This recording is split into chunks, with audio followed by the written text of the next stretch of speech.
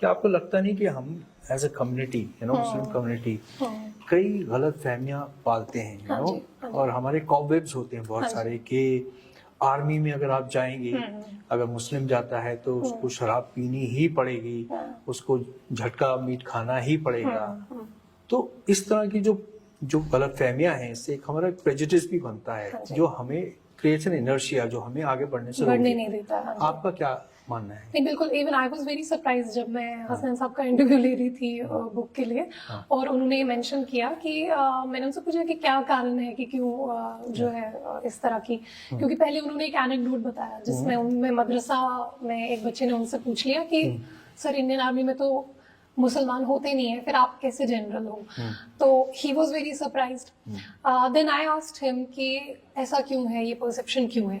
तो उन्होंने कहा कि इसके पीछे ये रीजंस हैं कि एक गलत फहमी जो है वो फैलाई जाती है कि वहाँ पे शराब पीनी होती है या इस तरह से। तो उन्होंने इसका ये भी बताया, उन्होंने उसका जवाब भी किताब में अपने चैप्टर में बताया है कि जो फॉर एग्जाम्पल अगर पहले तो there is a full disclosure कि whether the meat is halal और नॉट, उसका पहले पूरा डिस्क्लोजर किया जाता है। लेकिन अगर कहीं पर ऐसा भी हो कि हलाल मीट अवेलेबल नहीं है, तो जो मुस्लिम सोल्जर्स हैं उनको उसका इक्विवेलेंट जो है वो बाकी प्रोटीन में दिया जाता है। फॉर एग्जाम्पल बीट, एग्स या जो कुछ भी, उनको उसका प्रोटीन इक्विवेलेंट जो है वो दिया जाता है, because you have to supply that. So yes, there are a lot of misconceptions.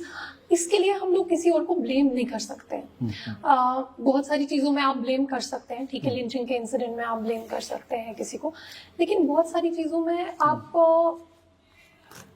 खुद को हमें जो अपना एटीट्यूड है वो ब्लेम से शिफ्ट करके रिस्पॉन्सिबिलिटी पे लेना पड़ेगा।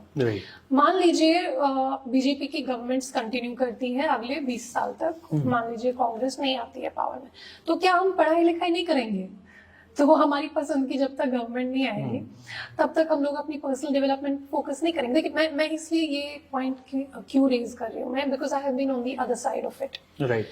आई हैव सीन जो ये मेंटल शैकल्स हैं, इनकी वजह से I know that activists and specially Muslim activists are depressed, क्योंकि उनको लग रहा है कि the world around them is crashing. क्योंकि जब वो ट्विटर पे जाते हैं, ट्विटर पे आपने अगर एक लिंचिंग वाला वीडियो देख लिया, आपको सिर्फ लिंचिंग वाले वीडियोस दिखते रहेंगे दिन भर, आपको कुछ और नहीं दिखेगा। आपको ये नहीं दिखेगा कि मोहम्मद शामी जो है उनको जो है I think he received the highest sporting award या second highest sporting award, Arjun award मिला उनको। ये आपको नहीं दिखेगा क्योंकि जो वो एल्गोरिथम है वो आपको वही सारी चीजें दिखाता रहेगा।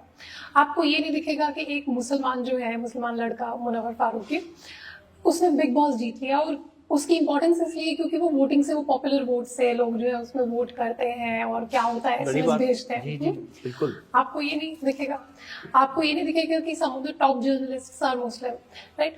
सो Muslim activists and activists in general, they have been depressed because of this, because ये जो इंफॉर्मेशन फिल्टर बबल है, ये जो ट्विटर पे हमें एक ही चीज दिखती है लगातार, मतलब क्या होता है, प्रॉब्लम क्या होता है, आपने अगर एक, जैसे मैंने एक डॉग वाला वीडियो लाइक कर दिया या कैट वाला वीडियो लाइक कर दिया, तो मुझे वो कैट और डॉग वाले वीडियो आते रहते हैं, उसके बाहर मुझे कुछ नहीं। तो इसको हम एको चैम्बर या फिल्टर बबल्स या इस तरह की जो टर्म्स हैं इसके लिए यूज की गई है।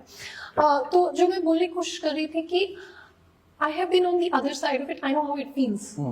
It feels like we are completely, the world is crashing around us. We can't do anything. हम लोग कुछ आगे नहीं बढ़ सकते. But that's not the reality, actually.